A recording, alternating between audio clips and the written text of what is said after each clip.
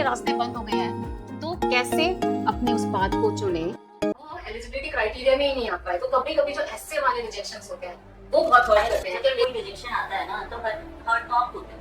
जब नहीं बात में पीछे जा रहे हो, किसी और को देख के ही फील नहीं आ रहा मैं भी कर सकती हूँ। Your effort should be like a flowing water. 12th pass किया तो उसके बाद क्लैरिटी नहीं थी कि लाइफ में करना क्या है। तो ये मेरा एग्जाम क्लियर हुआ गवर्नमेंट सीट पे और दूसरी साइड मैंने कंसीव किया। Then at the age of 30 I got to know what interest me. That yes you got married early. हम सब लोग अपने करियर में बिजी थे, सब लोग बाहर अलग अलग हो गए थे, पढ़ने गए थे, and you were at home. तो लगा कभी कि कुछ मिसिंग है? तो ना तो पास्ट के ग्रजेस बहुत ज़्यादा थे, ना फ्यूचर की एंजाइटी ज़्यादा थी। There is lot of noise around, तो how you help people to be self aware? सबसे पहले आप उसी को हेल्प कर सकते हो या उसी को गाइड कर सकते हो जो विलिंग। तो आपकी डिज़ायर्ड लाइफ को डिज़ाइन करने में मैं मदद करती हूँ, बट उनको ये नहीं पता कि उनकी लाइफ में अभी कितना हिडन अनटैप्ड पोटेंशियल है कि wherever your focus goes your energy flows. तो नायिका की सीईओ है, मेरे जैसी तो नहीं है ना।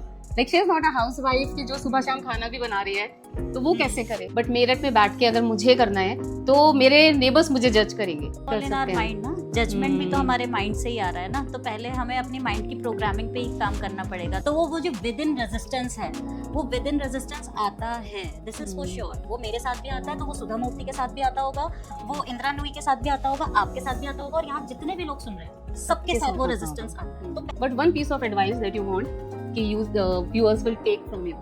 3 step forwards, 2 step backwards is still a progress. And today, after 25 years, we are sharing this space for this podcast together, and I'm really excited for this. And I hope so does you, Charu. Yes. Hello everyone and welcome to episode 2 of Positive Talk with Payal. कभी कभी लगता है ना कि life के रास्ते कितने गोल गोल होते हैं या फिर टेढ़े मेढ़े with so many entry points, और समझ ही नहीं आता है कि क्या चुने क्या नहीं चुने। कितना कंफ्यूजन होता है। बट इसी घुमावदार रास्ते में हम मिलते हैं खुद से। यही कंफ्यूजन हमें क्लैरिटी देता है। तो बस आज के इस पॉडकास्ट में, आज के इस एपिसोड में हम एक ऐसी ही जर्नी के बारे में बात करने वाले हैं। कैसे हमारी गेस्ट को कंफ्यूजन में से क्लैरिटी मिली, क्या क्या डिफिकल्टीज का उनको सामना करना पड़ा। जब शी विल गाइड अस कि अगर हमें ऐसा लगे कि सारे रास्ते बंद हो गए हैं, तो कैसे अपने उस पाथ को चुने। एंड आई डेफिनेटली बिलीव कि ये पॉडकास्ट, ये जर्नी आपके दिल को छू जाएगी।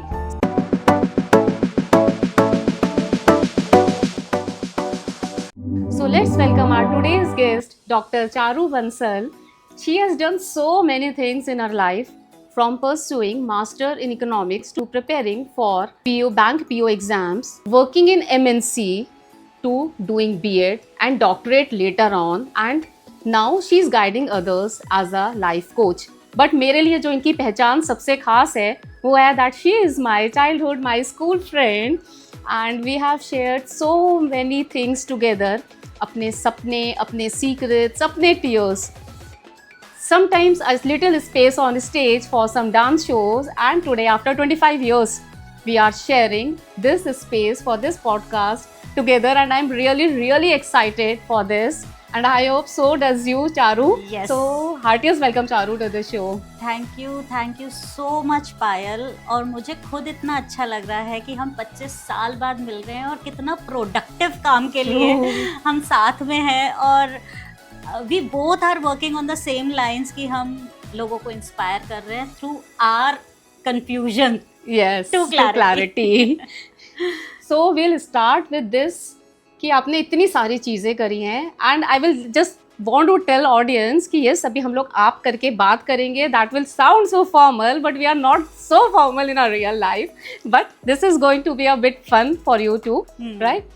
So yes, आपने इतनी सारी चीज़ें करी हैं, तो क्या, और सब एक दूसरे से अलग अलग हैं, तो क्या मोटिव था हर एक के पीछे, क्या इंस्पिरेशन थी, क्या सोच के किया?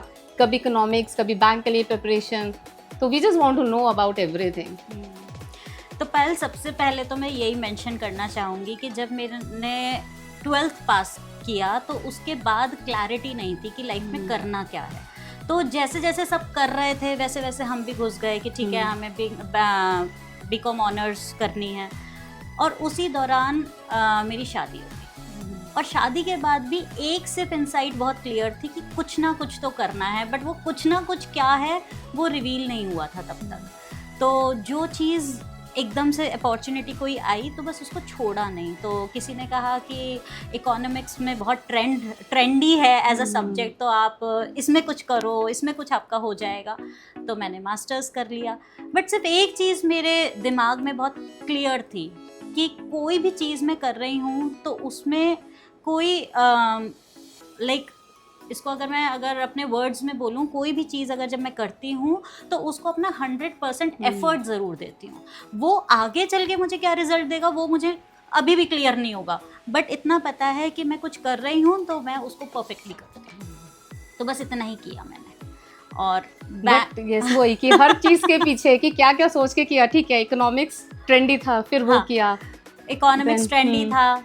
फिर इकोनॉमिक्स के बाद किसी ने मुझसे कहा कि अरे बैंकिंग की सर्विसेज सबसे ज़्यादा लक्रेटिव होती हैं और आप उसमें क्यों नहीं जाते हो। तो ठीक है, मैंने बैंकिंग के लिए प्रिपेयर किया, बट उसके बाद भी कुछ ऐसा हुआ कि मैं एलिजिबिलिटी क्राइटेरिया में फ़िट नहीं आ रही थी। तो 1.5 साल प्रिपरेशन करने के बाद मुझे उसको छोड़ना पड़ा because of some policy changes.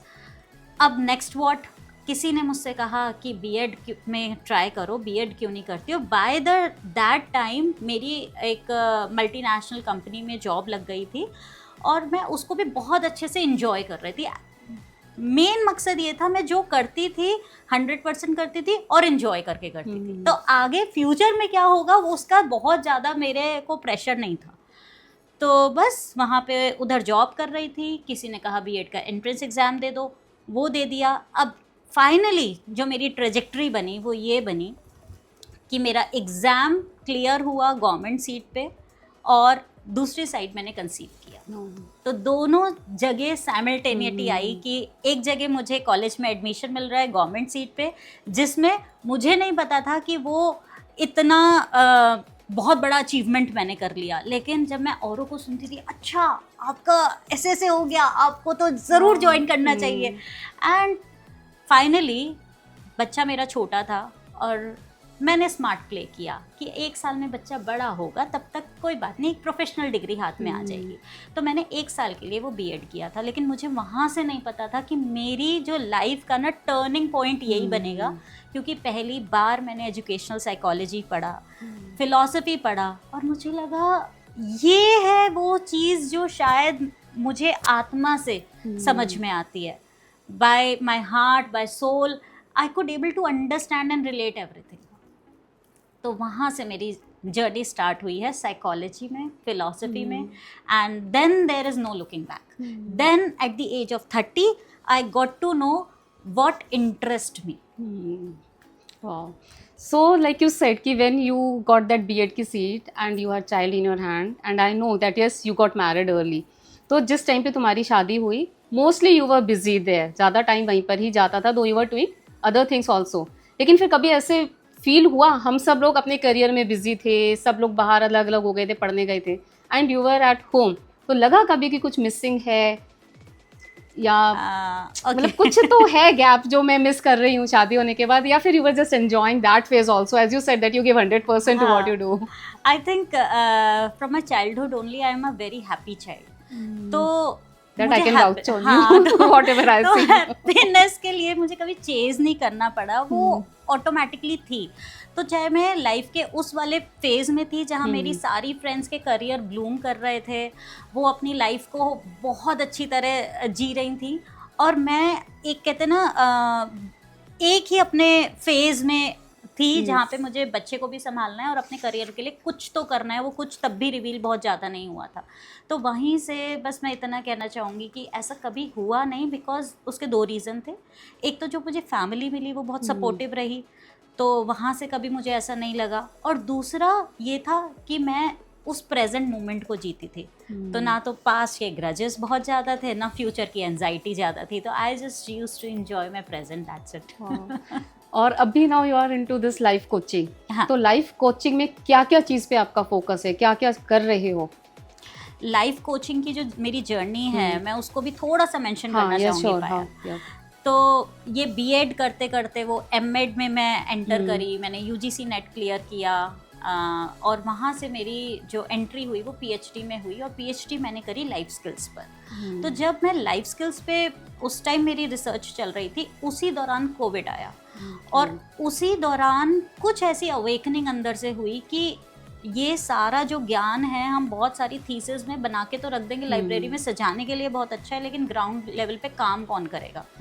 तो उस क्वेश्चन को आंसर ढूंढते ढूंढते मैंने अलग अलग ये इंडस्ट्री के जो कोचेस थे उनसे मिलना और उनसे समझना, उनकी स्टूडेंट बन के दोबारा से वो पढ़ाई करना, वो जर्नी करी।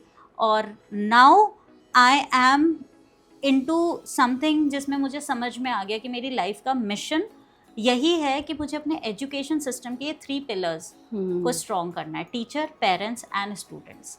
तो यहाँ लाइफ कोचिंग में भी जो मेरा टारगेट ऑडियंस रहता है, या जो target you can say people, वो ये 3 पिलर्स हैं, और इनके मैं सेल्फ अवेयरनेस पे सबसे ज़्यादा काम करती हूँ।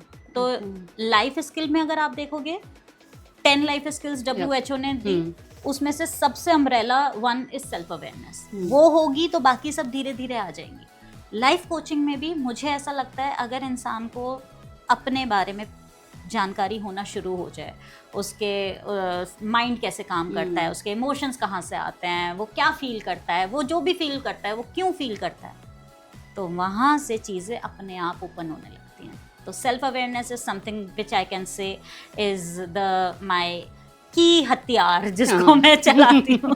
लेकिन सबसे ज़्यादा जो एक नेगेटिव वो आता है, यही आता है लोगों की तरफ से, when we just go to them and we talk about self aware, यार अपने बारे में हमें पता तो है, राइट कि हमें अपने बारे में पता है, तुम आके क्या बताओगे, जो बहुत सारे लोग ओपन नहीं है। And then the second type of person जो करना तो चाहते हैं, but again they have this कि इतने सारे डिस्ट्रैक्शंस हैं, there is lot of noise around. तो how you help people to be self aware?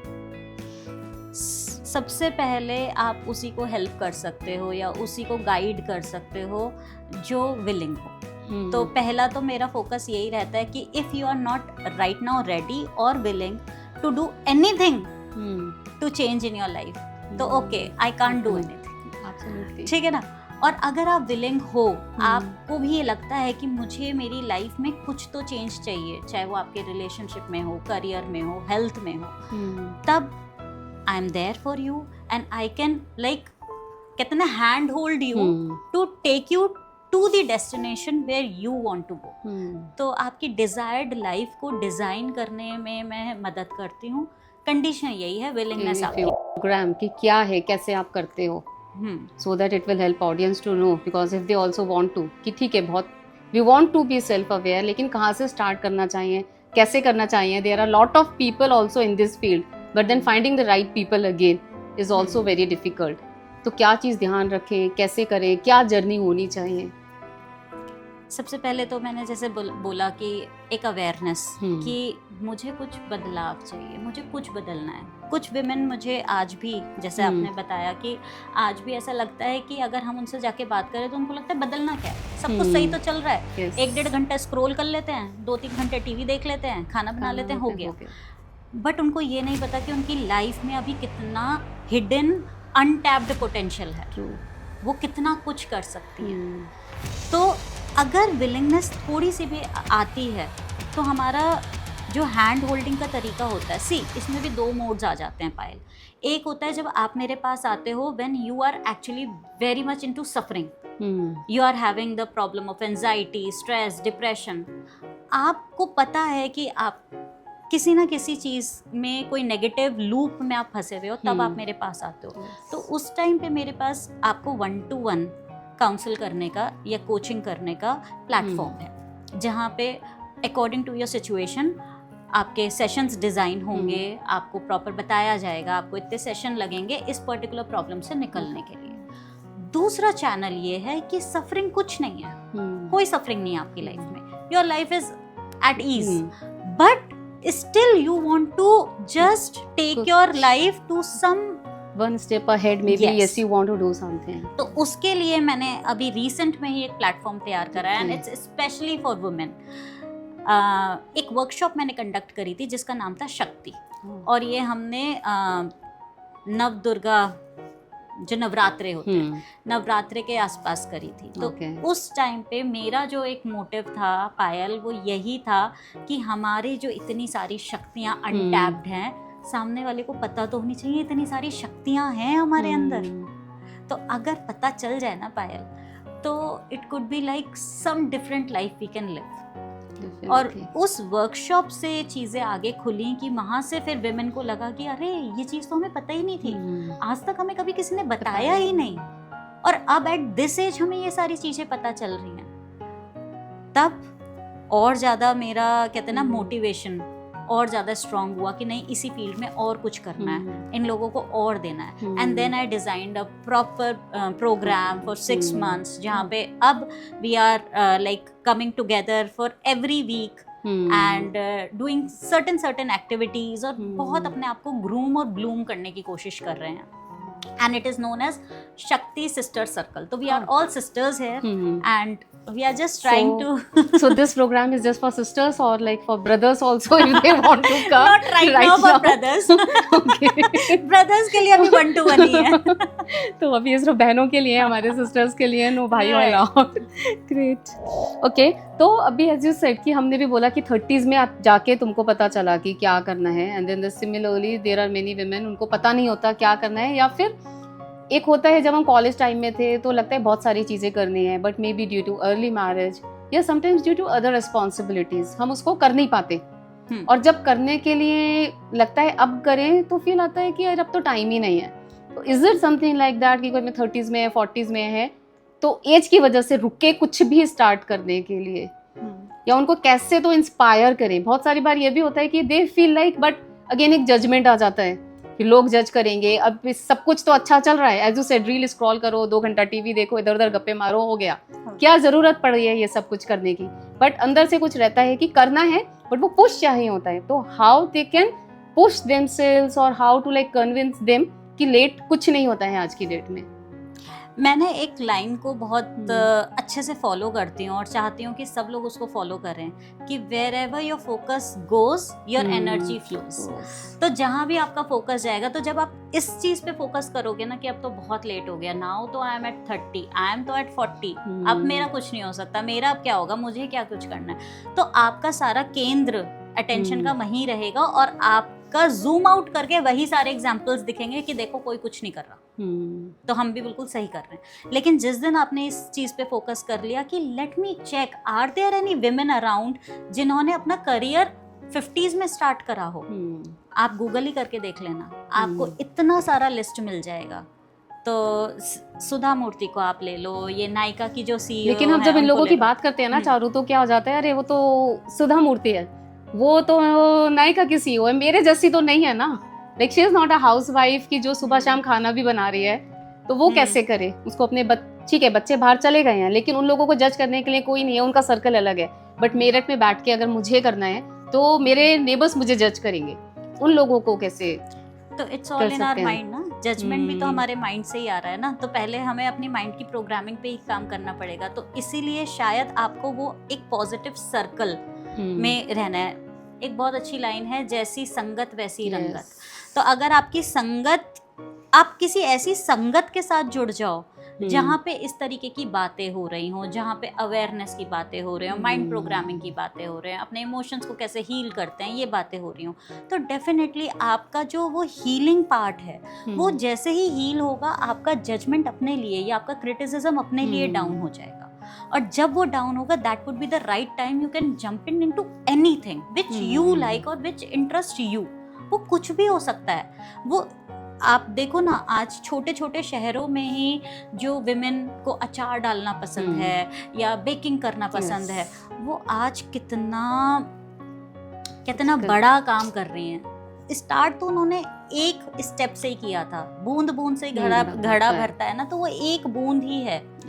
वो पहली बूंद माना बहुत डिफिकल्ट होगा, वो पहला स्टेप बहुत डिफिकल्ट होगा, लेकिन अगर आप सोचोगे तो करो, फोकस करोगे, एनर्जी अपना फ्लो करने लगेगी। तो इधर you just keep on focusing कि लोग मेरे को जज करेंगे, कुछ बोलेंगे, तो वो वहीं स्टक होके रह जाओगे। Better first of all change your company में भी, अगर स्टार्ट करना है, कुछ नहीं मिल रहा है, and then start taking those small steps, right? And if you are in Meerut, तो I will just say कि yes, you just contact Charu for that, कि how you can take that step.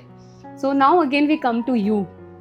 आपके इस वाली journey में I know it is not easy, बहुत सारा negative भी आता होगा कि क्या कर रहे हो, ज़रूरत नहीं है, क्यों कर रहे हो, maybe since you are doctorate PhD करके कॉलेज में लेक्चरर बन जाते, ऐसा कुछ करते तो वो मिलता है, या और भी क्या डिफ़िकल्टीज़ का सामना करना पड़ता है, and then how you just come out of that? उसमें सबसे पहले तो पायल, इसमें अगर मैं बोलूँ डिफ़िकल्टी जो पहला पड़ाव हमें क्लियर करना है वो अंदर से ही करना है। तो वो जो विद इन रेजिस्टेंस है, वो विद इन रेजिस्टेंस आता है, दिस इज फॉर श्योर। वो मेरे साथ भी आता है, तो वो सुधा मूर्ति के साथ भी आता होगा, वो इंदिरा नूई के साथ भी आता होगा, आपके साथ भी आता होगा, और यहाँ जितने भी लोग सुन रहे हैं सबके साथ वो रेजिस्टेंस आता है। तो पहली फाइट तो वहीं से है।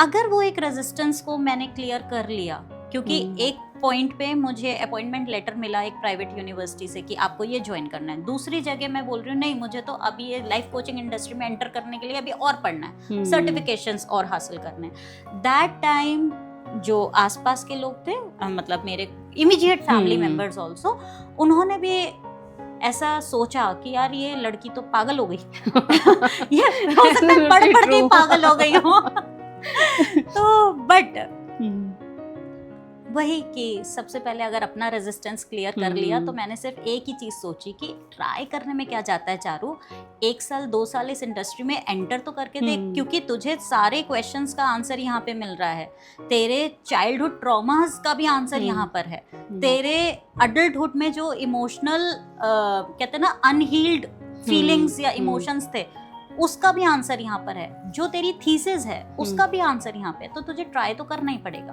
और 2 साल बाद कुछ नहीं भी हुआ तो फर्क क्या पड़ेगा, डिग्री तेरे हाथ में है, कहीं भी जाके जॉब तो तुझे कोई भी दे देगा यार। तो मेरे पास ना विन विन सिचुएशन थी उस टाइम पे, इसलिए शायद मैं एंटर भी कर पाई और अब आगे भी बढ़ पा रही हूँ। और इमीडिएट फैमिली, आप अगर कॉन्फिडेंट हो, अपने डिसीजन में आप कॉन्फिडेंट हो, तो वो समझने लगती है। आप खुद ही हिले हुए हो कि ऐसा करूं नहीं करूं, आप खुद ही बहुत कंफ्यूज्ड स्टेट में हो, तो आपको कोई नहीं समझेगा। तो पहले कॉन्फिडेंस हमें खुद अपने अंदर लेके आना है कि whatever will happen for good and I'm going to do whatever it takes. But when you said कि इमीडिएट फैमिली मेंबर्स, लेकिन उनका कहीं ना कहीं सपोर्ट बहुत ज़रूरी होता है। अगर हम मैरिड की लेडीज़ की बात करें, एक हस्बैंड का, बच्चों का, इन लॉज को भी चलो एक बार कोई छोड़ दो, बट एक हस्बैंड का सपोर्ट बहुत ज़्यादा होता है और बहुत बार वो भी नहीं मिलता। इसके लिए if you want to share small step at a time, तो आप बहुत बड़ा चेंज नहीं अपने फैमिली मेंबर्स को शो अप कर सकते, लेकिन आप अपने कुछ बिहेवियर्स, आप अपने कुछ भी जो भी आपका कहते हैं ना, जब आप टूवर्ड्स पॉजिटिविटी चलने लगते हो, जब सूर्योदय होता है ना, तो कोई उसकी रेडियंस को रोक नहीं सकता। तो वो चाहे इमीडिएट फैमिली मेंबर हो, हस्बैंड हो, इन लॉज हो, बच्चे हो, तो पहले तो आपको खुद ही उदय होना पड़ेगा, अपनी रेडियंस इतनी करनी पड़ेगी कि you being so confident in yourself that आपकी वाइब्स, आपकी एनर्जी, आपकी फ्रिक्वेंसी उनको विवश कर दे आपको सपोर्ट करने के लिए। लेकिन जब तक आप वो कंप्लेनिंग मोड में रहोगे, इनकी वजह से मैं ये नहीं कर पा रही, उनकी वजह से मैं ये नहीं कर पा रही, अरे मेरे बच्चों को तो कोई नहीं रखता, मैं किसके पास छोड़ के जाऊं, मैं कुछ कर ही नहीं सकती, it means you yourself is in a कहते ना पिट, और आप उस पिट के दायरे में ही सोच पा रहे हैं। आपको अपने पिट पे से पहले बाहर आना पड़ेगा, और फिर आपको देखना पड़ेगा यार वर्ल्ड में बहुत सारी अपॉर्चुनिटीज हैं, आप सिंगल भी यूज कर सकते हो। अगर मैं अपना ही केस लूँ ना पायल, तो बस मैं इतना ही बोलूँगी कि जो रास्ता मिला शिद्दत के साथ उसको निभाया। तो अगर मैंने 9 महीने MNC में काम किया, तो ऐसा कोई भी पीछे से मेरे ये नहीं बोल सकता कि अरे चारू ने तो बस ब्लफ मारा था यहाँ, नहीं, आई डिड माई बेस्ट। तो whatever you do your best.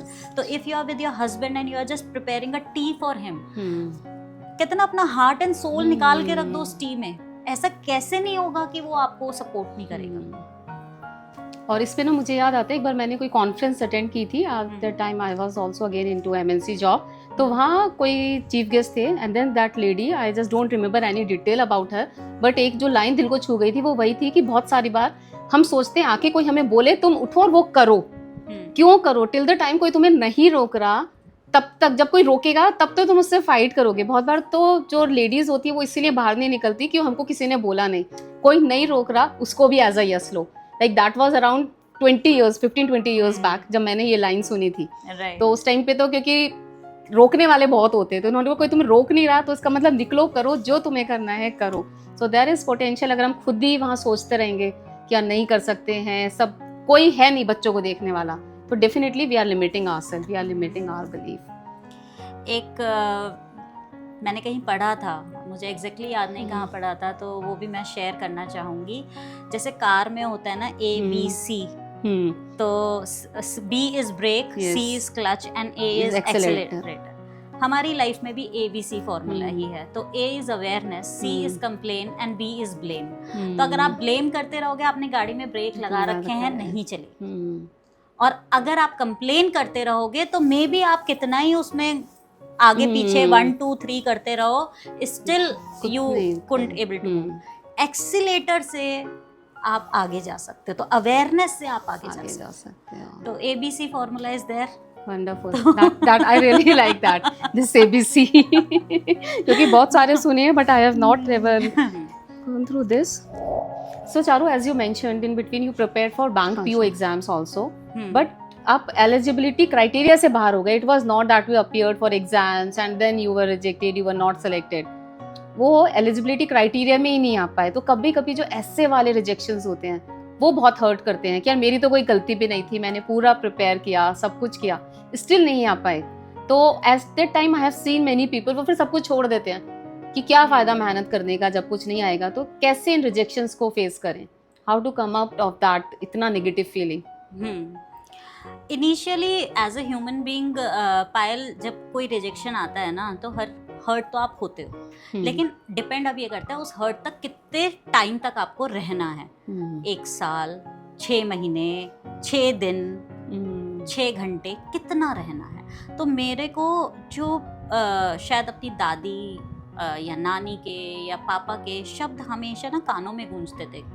तो एक शब्द, एक उनके जो वाक्य था वो ये था कि बेटा जब एक रास्ता बंद होता है, भगवान एक द्वार बंद करता है तो 7 और खुलते हैं। वो फिट था मेरे। तो अगर एक चीज बंद हुई है तो it means some other opportunity is there.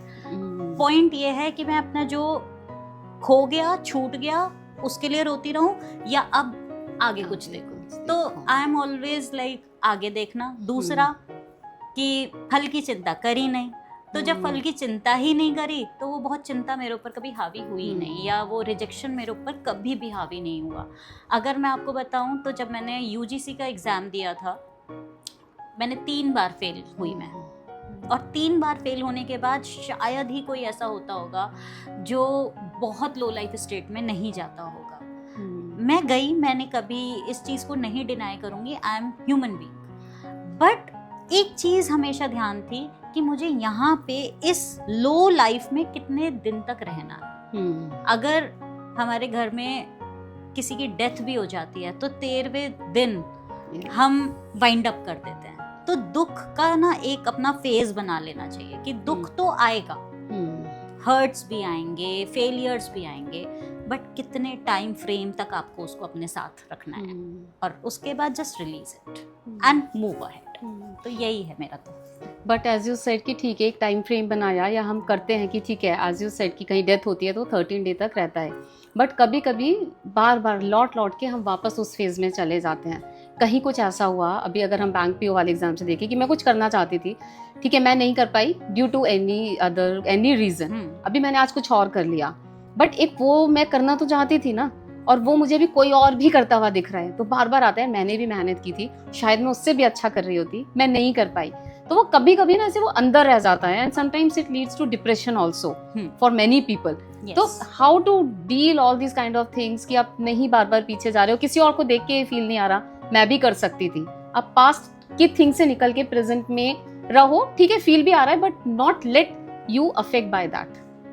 इसमें बहुत इम्पोर्टेंट रोल प्ले करता है पायल हीलिंग।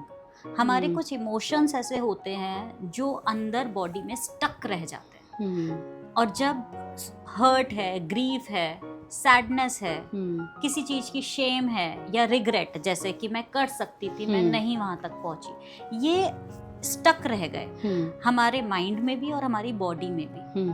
तो जब भी आपको ऐसा लगे कि आप इन सारी चीजों से सफर कर रहे हो और अंदर कुछ हो रहा है, कुछ घुट रहा है, you are not able to live your life, कितना with a joy, with a spark, then it's a time you go for your healing journey, you take help. और पहले के टाइम पे ये अवेयरनेस ही नहीं थी कि ये सारी चीजों के लिए हमें हील होना पड़ता है। अगर आज मैं यहाँ बैठी हूँ और मेरे यहाँ कट लग जाए, मेरी बॉडी में कैपेसिटी है, वो हील हो जाएगा, लेकिन स्टिल हम उसकी केयर करते हैं, उस पर हल्दी लगाएंगे, उसको बैंडेज करेंगे, we do something about it. तो अगर ये इमोशनल हीलिंग हमारे अंदर है ना कहीं, we need to do something about it, कि हम अपने पास में ही अटके हुए हैं। एंड अगर मैं आपको बताऊं, जब हम माइंड प्रोग्रामिंग की बात करते हैं तो it's all about neuro linguistic programming. Neuro means हमारे न्यूरॉन्स, लिंग्विस्टिक लैंग्वेज, और प्रोग्रामिंग हमारे माइंड की अपनी एक लैंग्वेज है। वो छोटा बच्चे की तरह है जो उस हर्ट को लिए बैठा है, उस रिजेक्शन को लिए बैठा है, वो उससे बाहर ही नहीं आ पा रहा। आप हो गए 40 साल के, वो बैठा है शायद 6 साल, 7 साल, 10 साल, कोई जैसे बच्चे 12th में कई बार रह जाते हैं, वो वहीं पे अटके बैठे, उनको हीलिंग की सबसे ज्यादा रिक्वायरमेंट है। तो पहले से अवेयरनेस होगी, आप टुवर्ड्स डिप्रेशन नहीं जाओगे। आप में अवेयरनेस कम होगी, आप उसको इग्नोर कर दोगे, अरे कुछ नहीं होता, इन सब चीजों से कुछ नहीं होता, या मैं अपनी बात किसी को जाके क्या बताऊंगा, कोई क्या समझेगा। ये एक बहुत बड़ा फैक्टर है।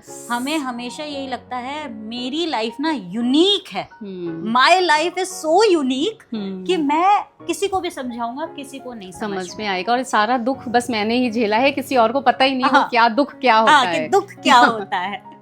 But believe me, if we are human beings ना, हमारा ईश्वर ने ना डिजाइन ही ऐसा रचा है कि हम सारे फेजेस को लिव करते हैं। तो सुख दुख, कम सुख कम दुख, सबने सब कुछ, परमिटेशन कॉम्बिनेशन अलग हो सकता है उसका, but this is the fact कि अगर हम भगवत गीता में भी देखें तो जो अर्जुन जी थे ना, वो भी जब बिल्कुल उन्होंने अपना गांडीव छोड़ दिया था कि सब कुछ होने के बाद भी मैं तो कर ही नहीं सकता, तो भगवान Krishna was there as his guide to help him कि just come out of it। तो कोई होगा आपके आसपास। अब तो लाइफ कोचिंग इंडस्ट्री में there are so many coaches blooming around, just go and seek help, that's it। और उसके बाद एक बार आपका वो चीज क्लियर अप हो जाती है ना, यहाँ पे आप ध्यान नहीं दोगे उस वुंड का, वो नासूर बन जाएगा, और ध्यान दे दिया तो हील हो जाएगा। ज्यादा ज्यादा क्या होगा, छोटा सा स्कार छोड़ जाएगा, लेकिन वो स्कार्स भी ट्रेजर हाउस होते हैं। मैं कहती हूँ मेरे सारे फेलियर्स, मेरे सारे चाइल्डहुड ट्रॉमास आज ट्रेजर है मेरे लिए। क्यों? Because it gives me that kind of compassion कि आज मैं अपने क्लाइंट्स के वर्ल्ड में एंटर करके उनको फील कर पाती हूँ। तो ट्रेजर हाउस है आपका, कुछ भी रिजेक्शन, कुछ भी सब ट्रेजर हाउस है। डिपेंड करता है कि उसको आप बस कीचड़ ना बना दो। Yes, true. तो अभी as you mentioned कि there are many life coaches blooming around, but again as a life coach आप इस इंडस्ट्री में काम कर रहे हो and there are many others too. So how you see the future of this? There is lot of competition also. So if one want to enter now into this field, तो क्या scope है या what are the challenges that you feel as a life coach कि opportunities कितनी हैं? पायल, opportunities तो आप ये देखिए ना, जब तक ह्यूमन बीइंग है इस अर्थ पे तब तक सुख भी आएगा, दुख भी आएगा। दुख आएगा तो फिर से हम वो साइंस की बात करने लगेंगे कि वो प्रोग्रामिंग है, ये है, वो है। तो अपॉर्चुनिटी के लिए तो if there is a human being, there is a life, it means life coaches has ample of space कि वो काम कर सकते हैं। दूसरा, मैं इसको ये ऐसे रिलेट करती हूँ, और शायद ये मेरे पापा हमेशा कहते थे कि बेटा जब शहर में कितने ही सारे हलवाई की दुकान खुली हो, लेकिन अगर आपको मिठाई अच्छी बनानी आती है ना तो कभी हेजिटेट मत करना, अपनी दुकान खोल लेना। तो वंडरफुल एडवाइस।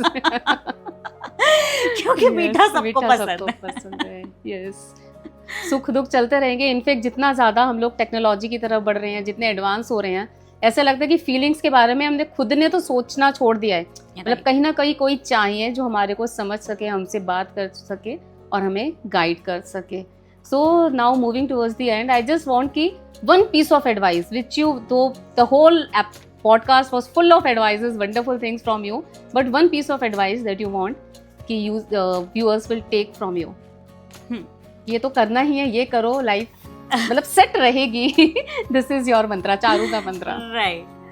तो बेसिकली ये मेरा मंत्रा नहीं है, ये मेरे टीचर का मंत्रा है जो मैंने पिक कर लिया था अपनी लाइफ में, और अब मैं उसी को फॉलो भी करती हूँ और चाहती हूँ कि सब फॉलो करें। तो मंत्रा is 3 step forwards, 2 step backwards is still a progress। और आप चल के देख लो, 3 कदम आगे बढ़ाओ, फिर 2 पीछे लो, फिर 3 आगे बढ़ाओ, फिर 2 पीछे लो, स्टिल आप प्रोग्रेस ही करोगे। तो जब आपके कदम पीछे हो रहे हैं ना, बस वहाँ घबराना नहीं है, वहाँ अपनी होप नहीं छोड़नी, वहाँ ग्रजेस नहीं पालने कि बस मेरे ही साथ ये होता है, बाकी तो सब देखो कितना राइज कर रहे हैं।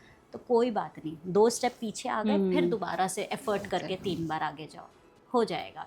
तो have that hope in your heart and your effort should be like a flowing water. तो बस फ्लो विद ईज। तो एक रिवर की तरह बहते रहो, बहते रहो, बहते रहो, जहाँ से निकलोगे वहाँ नर्चर करोगे। और हमारा जो शक्ति प्रोग्राम है उसमें शक्ति में मैं यही बात कहती हूँ कि अगर हम माँ शक्ति को देखें तो उनका जो मेन फीचर है या ट्रेट है वो फ्लो है, वो ईज है, वो अडेप्टेबिलिटी है।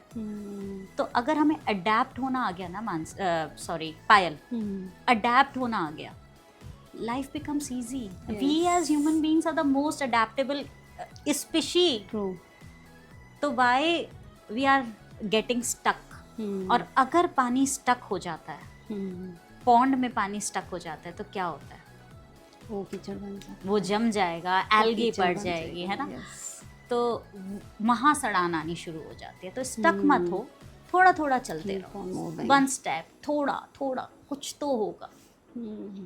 Wonderful. Thank you so much, Charu, for this wonderful insight. We talked about so many things, from your journey to depression to healing to life coaching and this amazing mantra. Thank you for coming here for this podcast. Thank you so much.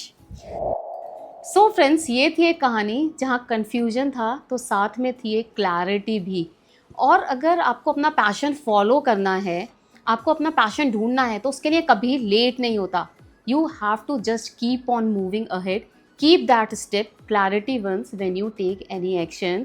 So thank you so much for tuning in, and if you have any such story to share, do let us know in comment, we would love to share. And जल्दी मिलते हैं दूसरे episode में। Till then stay safe, happy and healthy, bye bye.